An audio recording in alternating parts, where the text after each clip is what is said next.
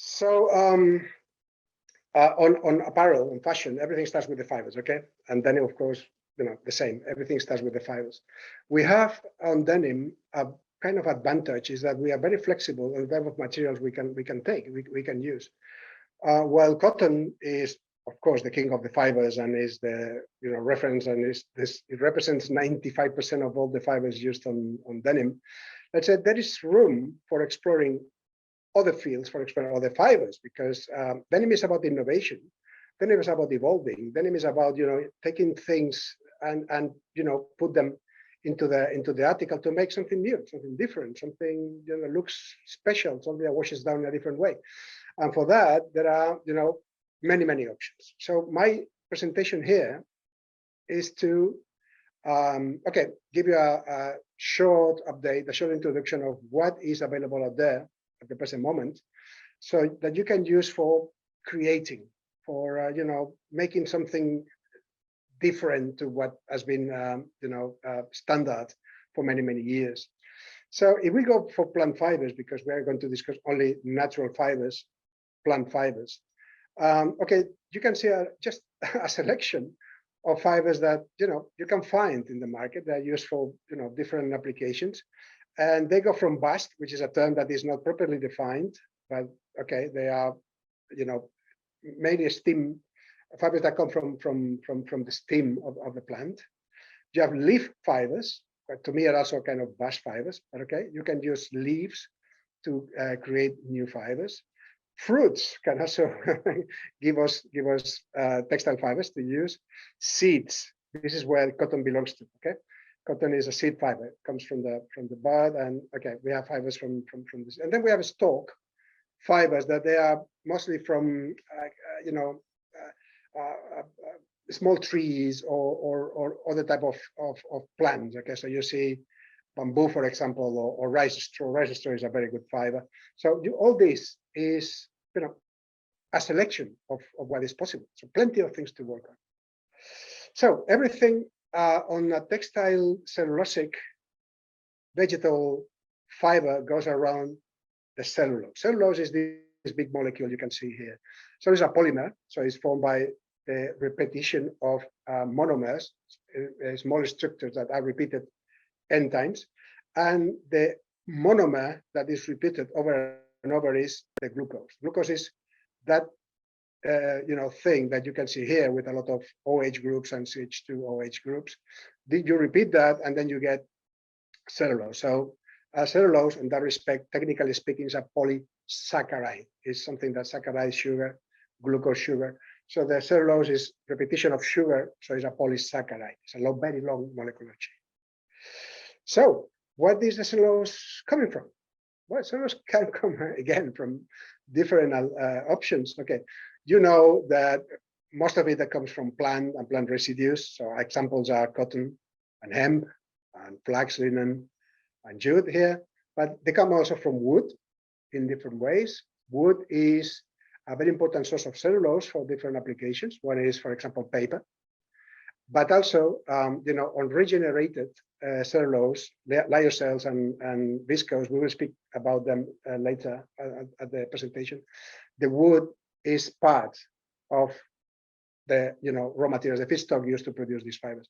But cellulose is also produced by, for example, algae. Algae produce cellulose as well. So people thinking that cellulose is only cotton. No, forget about it. Cellulose is everywhere, produced by algae. It's also produced by animals. The tunicates, there is a kind of vase. There is a marine animal. There is a kind of vase on the sea. And it's a very simple animal. The water flows in and flows out, and the animal keeps some nutrients to live. These animals also generate these polysaccharides that you have seen. So they are cellulose generators. And the most modern way of generating cellulose is, of course, by bacterial activity. You can produce almost anything with bacterial fermentation, bacterial activity.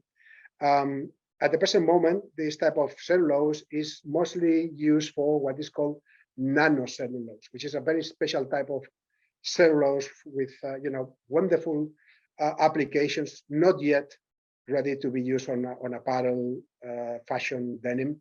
It's a kind of technified type of material, and is that is used for as an advanced material for some applications. For example, the nanocellulose generated by bacteria, they are used as a pharma applications and medicine. Okay, so cellulose is everywhere.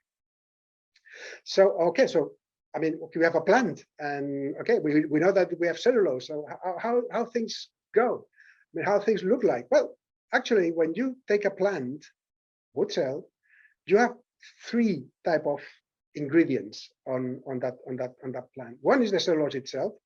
You can see these nanotubes that you see. This is the cellulose, but there are two other ingredients on the plant. One is lignin. When we speak about lignin, think about woody, something like wood. Okay, lignin, and hemicelluloses. Hemicelluloses are still saccharides, but of much shorter molecular length than cellulose. They are like a unfinished cellulose chains. Okay, all these three ingredients are together in the plant. So inside, so when you have the cellulose, removed away from the lignin and the hemicellulose, this is the way things look on the fiber. You have like a long tubes of pure cellulose. When we have a cross section of the plant, what we see is the lignin outside. Remember, it's a kind of, the lignin is outside like a tree. What you see on the tree outside the bark is lignin, and the inside is where you have the hemicellulose, and these small dots, gray dots, is the pure cellulose. Okay, the balance between lignin, hemicellulose, and cellulose will determine things like rigidness, resilience, mechanical strength, things like that on all the fibers. Okay, so the balance of lignin, cellulose, cellulose is lower, but still important, is what makes cotton different to hemp, or different to kenaf, or different to other fibers. Then when you see the longitudinal section, and we have the nanofibrils of cellulose, the difference between crystalline and amorphous, this order is amorphous region, is that the diastopes, the chemicals that link to the cellulose, are fixed on the amorphous region. Okay, so when a fiber is very amorphous, there's more points for a diastop or for a chemical to link. So it's very important that the cellulose has a good balance between crystalline, that gives a strength and nice performance, and amorphous, because the amorphous parts are those that take the diastop. You can die because they're amorphous areas.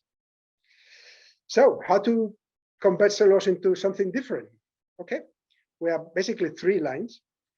One is a allomorphic modification. This happens when you make a mercerization or alkaline treatment with an alkali, with caustic soda normally. That changes the cellulose in a way that you produce a different type of cellulose. It's called cellulose 2, cellulose 3, and cellulose 4. This is most of it is a variation of the morphology of the fiber. Okay, the fiber is no longer like a bean. It becomes a round, nice cylinder, and then the fiber becomes more stronger, brilliant, very high tensile strength. So this is one option, and this is done when the fiber is already formed, when the cellulose is already available. We can dissolve the cellulose using a solvent. There are many solvents. We can also come back later to that. We precipitate that solution, and then we obtain what is called regenerated cellulose. So we can take the cellulose from different sources, biomass, garments, used garments, rugs, and everything. They cannot be converted into a yarn as they are, because they are pieces of fabric with no use. But we can dissolve all this and then make a extrusion and obtain filaments of cellulose. This cellulose is called regenerated. We have dissolved the cellulose and we have partially regenerated it. The last part is to modify, or the last way to produce something based on cellulose is by chemical modification. So you have seen on the molecule of cellulose there are different groups, OH groups and CH2OH groups. We can modify the molecule of cellulose by putting other chemical groups on it, which converts the cellulose into something totally different. It's still cellulose, but these chemical groups are modifying the character of the cellulose. Okay, so here in the chemical modification, there are many possibilities to work on it. Okay, we have the grafting, we have hydrolysis, and all this. In the case that I'm going to introduce to you today, we are going is the process called acetylation. We're going to introduce acetyl groups into the molecule, and then we have something that is cellulose-based, but is not cellulose anymore. So this is the feedstock for the production of different modified regenerated fibers. So you see what can be used to produce viscose, modal, which is a type of viscose which is modified mechanically, is modified. So it's a different fiber in terms of tensile strength, elasticity, resilience. It's a different fiber, but the chemical concept of the production is basically the same. Then we have the lyocells that are also based on cellulose pulp, and we are using a different type of solvent. So for every type of regenerative fiber, we use a different type of solvent. Acetate is included here, but acetate is not. This is something that the win information mentioned, but acetate is not a regenerated cellulose. Okay, it's a modified cellulose, just to be technically, technically speaking. And then cupro is another fiber. All these fibers were invented on the early years, 19th century, sorry, 19th century and early years of the 20th century. Okay, the chemists were discovering different solvents, and they were testing different solvents, and with every solvent they were, generating different fibers. Cupro is basically another solvent. You have a salt that is based on copper sulfate, and ammonia. This is a solvent for the cellulose, and that produces cupro ammoniacal rayon, which is a wonderful, very luxurious fiber. I mean, absolutely gorgeous, but they're very difficult to handle and very expensive. And today it's still used, but only for very, very special articles. So let's move to real cases, okay? So on natural fibers, as mentioned, there are 4 sources. We have the seeds, we have the fruits, we have leaves, and we have the stem. We have artificial fibers that are produced mechanically, no solvents. They are produced mechanically. We have a fiber called spinova as an example. It's one of the many examples, but this is one of them. And I also included something called washi yarn. This is paper fiber produced in Japan, extremely luxurious type of fiber, produced in the same way as paper. And this is to produce shifu denim, which is one of the most luxurious denim and very expensive denim in the world. Then, okay, we can go for regenerated natural fibers, polymers, and then we have the viscose mentioned. We have a tensile lyocell as an example from Rensing, and then the Infina, that's again one example from a Finnish company called Infinita. And then, as already mentioned, already said, there are fibers like acetate, which is a modified cellulose. We are including functional groups into the cellulose molecule. Let's take a look to some of them, okay? So, on natural fibers coming from seeds, okay, we have cotton, but in this presentation, I want to talk about kapok. Kapok is an extremely light fiber. I mean, it's very soft. They're like very long staple limbs that, I mean, they float away. I mean, it's a wonderful fiber because it floats around the place. It's normally used for fillings because it's very, very warm and very, very nice. I mean, the handle is wonderful. And then, okay, it's something that can be used in combination with cotton because the kapok by itself cannot be spun. The stability of the kapok, 100%, is very short. It's not a very stable fiber on time. So you need to mix it with other fibers, and okay, it can be tensile for very soft drapey articles, or you can use cotton if you want to have a little bit more body on it. Kapok produces warm articles, very soft articles, and then okay, when you combine it with cotton or with other fibers, the performance of the material is good. I mean, it's quite good. Kapok is used for very special articles, especially on the very high end. Okay, this is for expensive jeans. As a representative of fruit, I'm going totally to the other side. Okay, we go to very rough, sturdy, coarse fiber. We have the coil fiber, which is the coconut, the coconut, the hair that is around the fruit. This is normally used for brushes and doormats and mattresses, sacking, because a very strong fiber. Okay, it is because the lignin in that fiber is 50%. Remember, I mentioned the importance of lignin on the performance of the fiber, on the rigidness of the fiber. Okay, coil fiber is one example. If you want to produce something that is denim, you can use coil fiber, but the suggestion is to blend it with again tencels, lyocells, soft cottons, things like that. Okay, because otherwise it's going to be very, very rough. But with a light balance between coil fiber and the other fiber, you can get some good fabrics. To me, in my opinion, but this is this is for designers.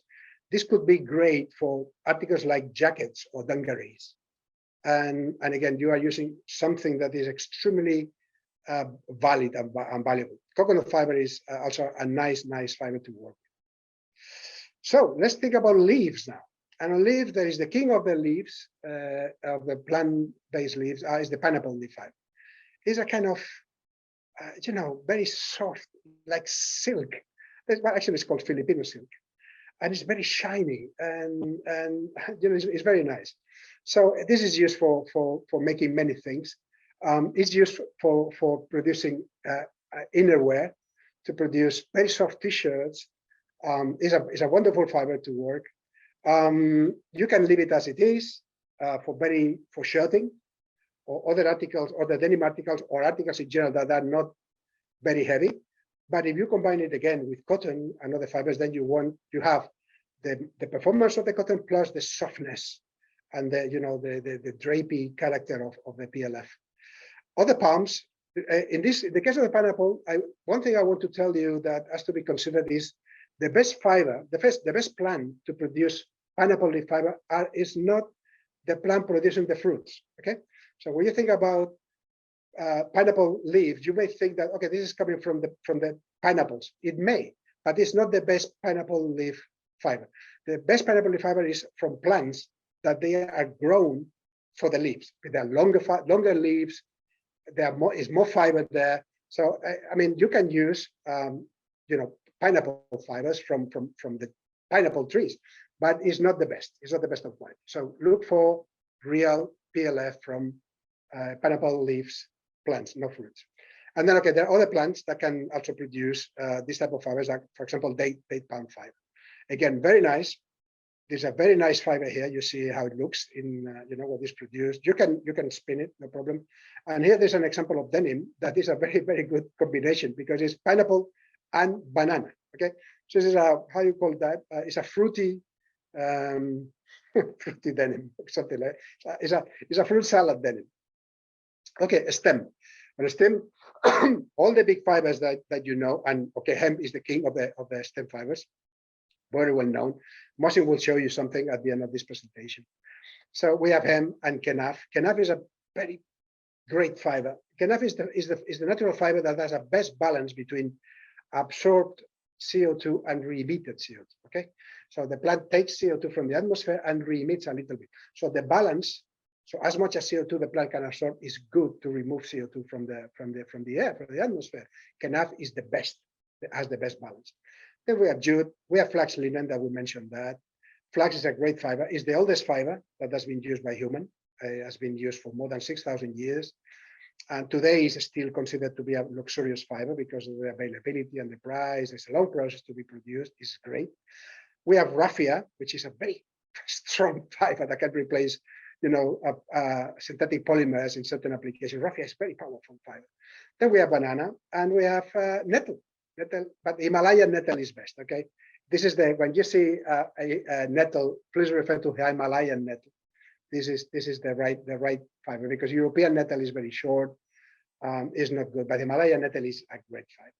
So going to jute, skipping hemp because hemp is hemp is already in the market. Jute is again another fiber that has a high content of lignin. It's a good balance between lignin and cellulose.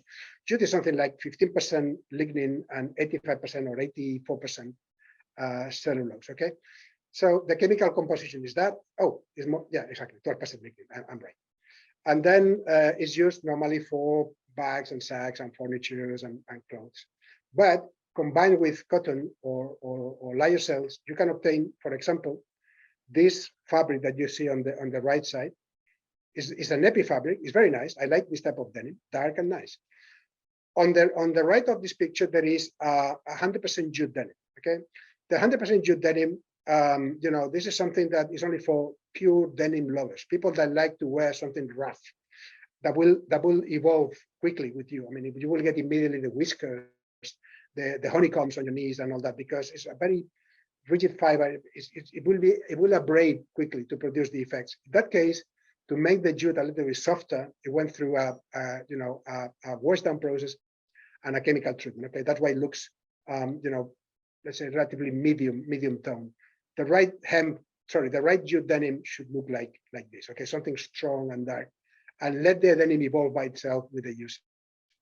So the next one is banana. Banana is kind of silk. Okay, banana is an extremely tenacious fiber. I mean, it's very strong. It's not easy to break. Okay, it contains some lignin, 15%, which is relatively high content, and the production method is time consuming and is not easy. Okay, you have to cut the stem into pieces, and then you need to flatten up all these pieces, and then you have to scratch the fibers. And what you get is that thing in between. You see this plant here?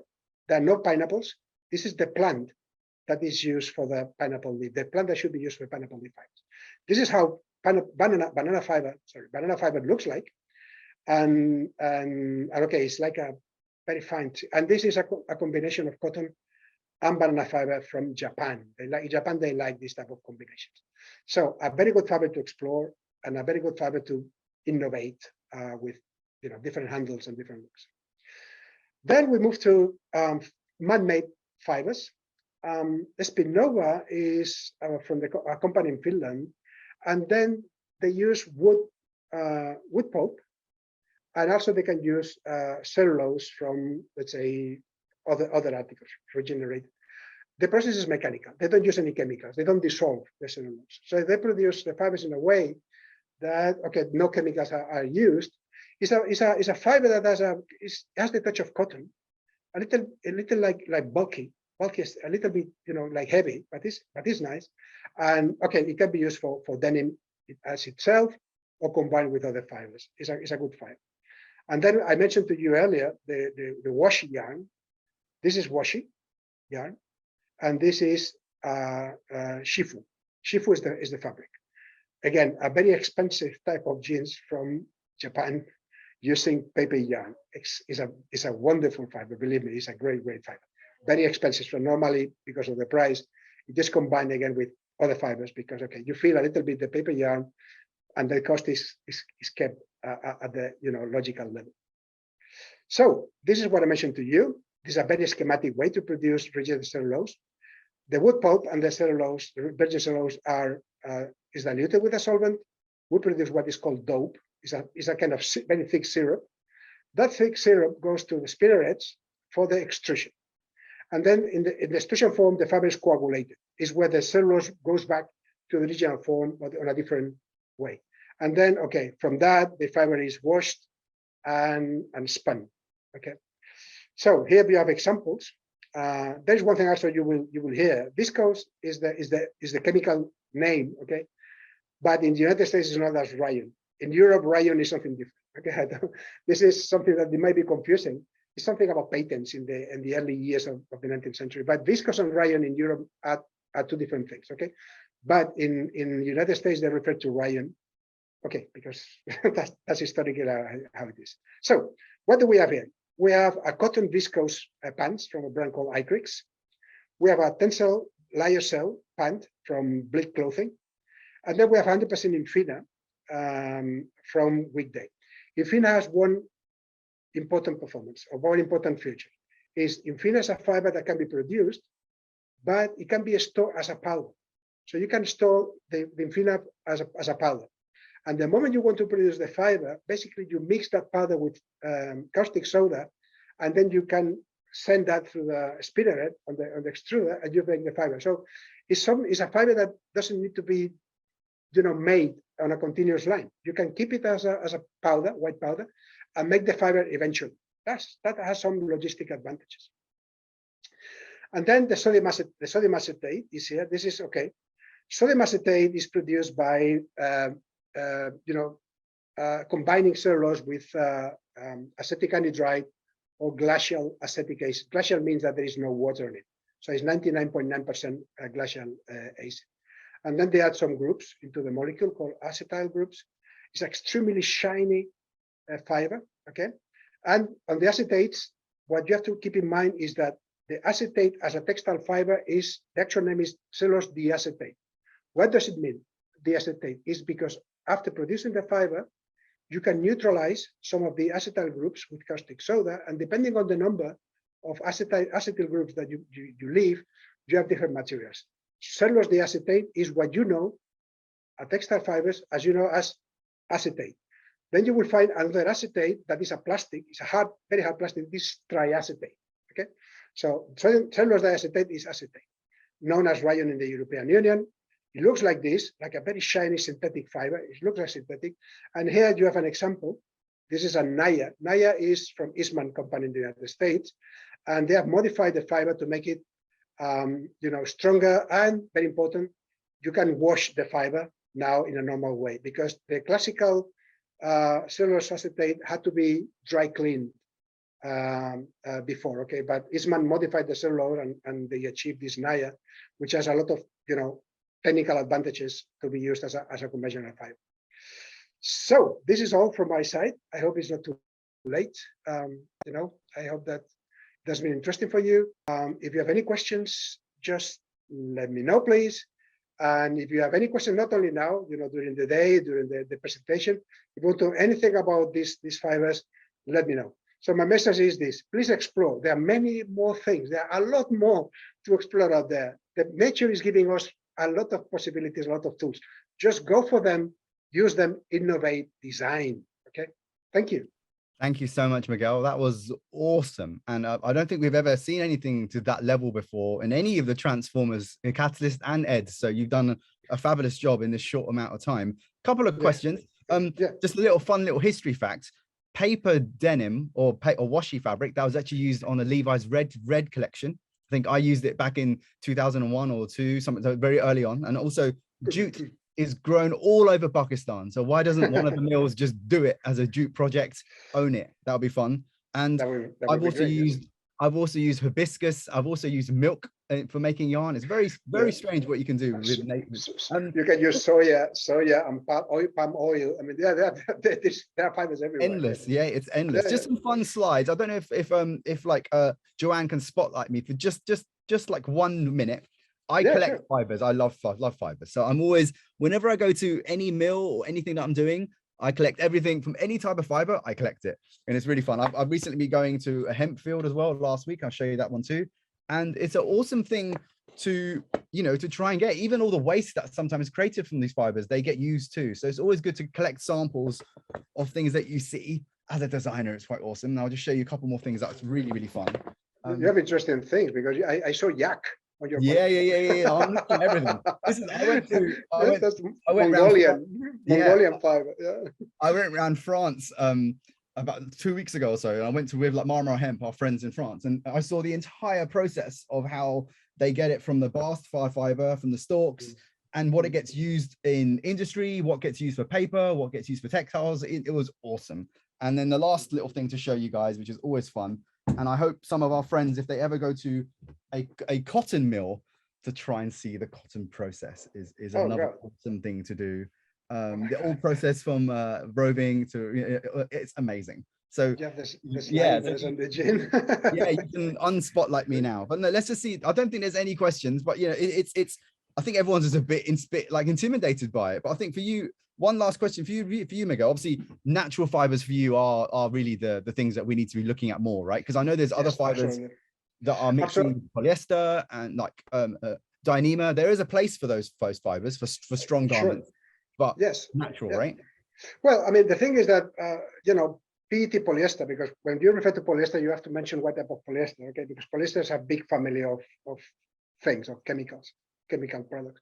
So when you work with PET polyester, it's done because of the functionality. It's very strong, it's very powerful. You can dye it with very bright colors, which is an important thing for example, for sportswear, nice oranges and brilliant yellows. But actually, there are some fibers, as you saw, that they can replace polyester, at least on denim. without any problem. And you saw banana, for example, or raffia, rami. I mean, there are natural fibers that, listen, they can do the job. We don't need the polyester for that. I was WhatsApping while you're present. I was WhatsApping with like Laura from like 3x1, and she was telling me coconut. I was like, yeah. Speak to Miguel. So, you know, so expect an email from her about coconut denim, maybe, which would be exciting. But we can live without polyester for certain articles. Okay, the moment you start including stretch, when you start including elastanes, okay, that changes a little bit because stretch and PT polyester have a kind of good partnership for the stretch, but for strength, for things that have to be strong and everything, we don't have to use PET. We have plenty of other possibilities. Okay, well, thank you so much, and we have to move on. I'd like to talk about this endlessly with you, but that's why we started it. So Miguel, thank you so much for your time, and we move